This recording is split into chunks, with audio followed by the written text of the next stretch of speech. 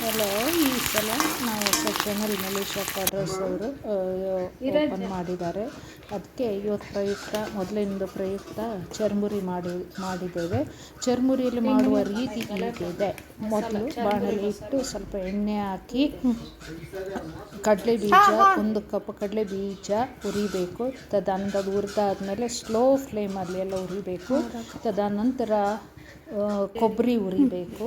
ತದನಂತರ ಹುರಿದಾದ್ಮೇಲೆ ಒಗ್ಗರಣೆ ಕೊಬ್ಬರಿ ಹುರಿದು ಒಗ್ಗರಣೆಗೆ ಸಾಸಿವೆ ಜೀರಿಗೆ ಹಾಕಬೇಕು, ಹುರಿಬೇಕು ಸ್ವಲ್ಪ ಪಟ ಆಗುವ ತನಕ, ಶಬ್ದ ಆಗುವ ತನಕ. ಮತ್ತು ಬೆಳ್ಳುಳ್ಳಿ ಚಚ್ಚಿ ಹುರಿ ಕಡಲೆ ಒಂದು ಅರ್ಧ ಕಪ್ ಹಾಕಿ ಅದರ ಜೊತೆ ಹುರಿಬೇಕು. ತದನಂತರ ಎಲ್ಲ ಲೋ ಫ್ಲೇಮಲ್ಲಿ ಹುರಿದು ಅರಿಶಿನ ಹುರಿದಾದ ಕೆಂಪು ಬಣ್ಣ ಬರುವಾಗ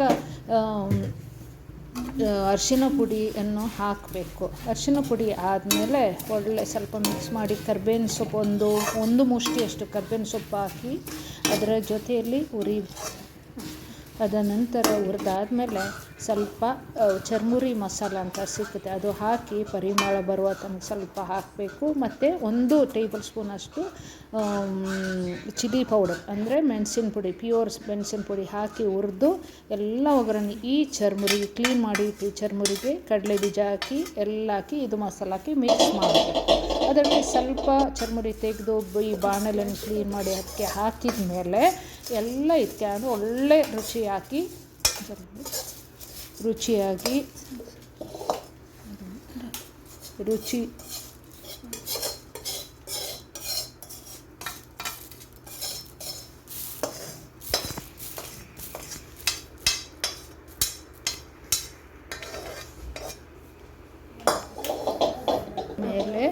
ರುಚಿ ನೋಡಬೇಕು, ಮಿಕ್ಸ್ ಮಾಡಬೇಕು. ತಣ್ಣಗೆ ಆದಮೇಲೆ ಒಂದು ಡಬ್ಬಿಯಲ್ಲಿ ಹಾಕಿ ಇಡಬೇಕು. ಅದು 15 ದಿವಸ ಇಡ್ಬೋದು.